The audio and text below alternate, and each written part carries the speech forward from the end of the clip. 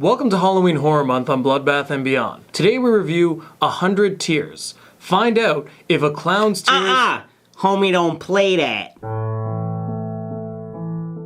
Directed by Marcus Koch, written by Joe Davison, 100 Tears is about two tabloid reporters who are on the hunt for a killer clown who's on a murderous rampage. So, what did we like? I really liked Gertie the Clown. He was just this big clown carrying this wicked awesome axe. Like, it was huge. Like a hatchet, like a meat cleaver. That was like anime size. Yeah, it's got the diclave of hatchets. This is the Cloudbuster sword. Most killers need some kind of intro as to why they're killing, but I love that it was blood, gore, immediately. We're like, that's the killer, shit's going down, he's the guy we're gonna watch for. This had some of the best gore that we've ever seen in any movie. And it's no surprise because our director, Marcus Koch, actually is a special effects artist. And he's worked on such films that we've reviewed as Sweatshop, Girls Gone Dead, and Bloody Bloody Bible Camp. Whoa. He was the special effects supervisor. So, you know he has a knack for this stuff. All of the fucking practical gore was amazing in this movie. There's probably about 40 or so solid kills. No joke. If you like kills and you like practical effects, you're gonna love this. I mean, other than Gertie the Clown, there were a lot of characters in this movie that really added to the film.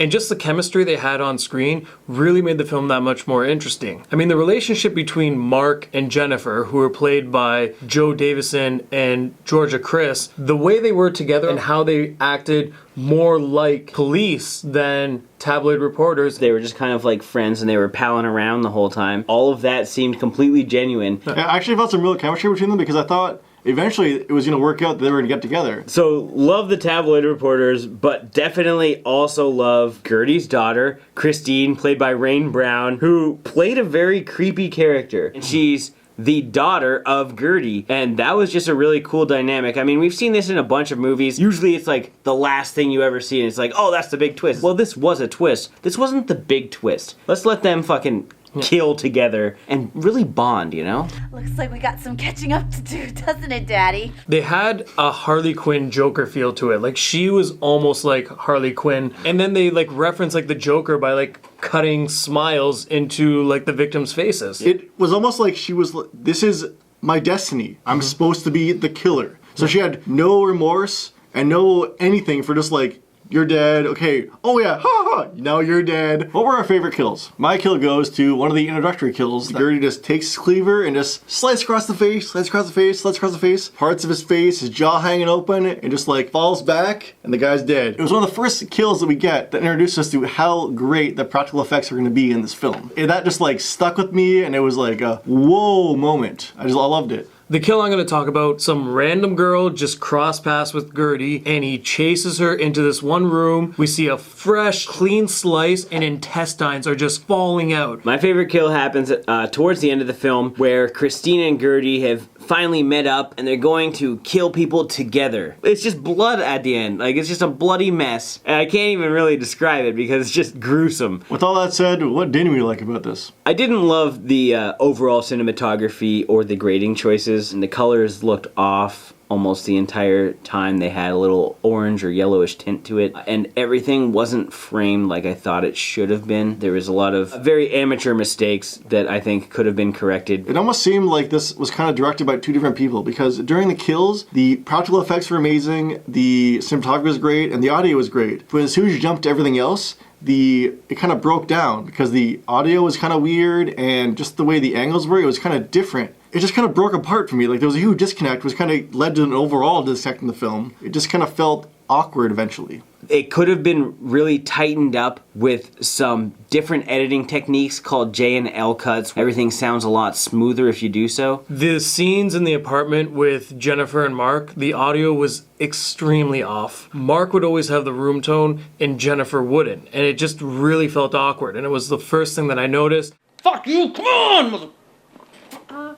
Maybe some people are born like bad apples, you know? Having dead silence and then not having dead silence, you pick up on it and that's all you focus on. As soon as the audio's off, there's always like a weird thing that makes it different from like a quality movie from a B movie almost. and you're always wondering what that is. In my opinion, it's the audio. Although he did say there were 2 more people unaccounted for. Now it's time for our final thoughts and ratings. I thought the killer, Gertie the Clown, looked cool. He had an awesome weapon and awesome style to him. The story, loved it. Looking past the fact that they gave us the ending off the bat, but then threw in a really cool twist, it just made that film even more interesting. The practical effects were phenomenal, and they were the highlight of this film. So that being said, I'm going to give it 4 stomps to the head out of 5. Gertie the Clown was dope as fuck. This guy was very gangster. He killed several dozen people, all in brilliant, beautiful, gory ways. I didn't think technically this was a stellar film, nor did I really care for much of the story, though some of the characters were enjoyable. I really have to put a lot of this rating towards the kills. I'm gonna give this 3 vulnerable strongmen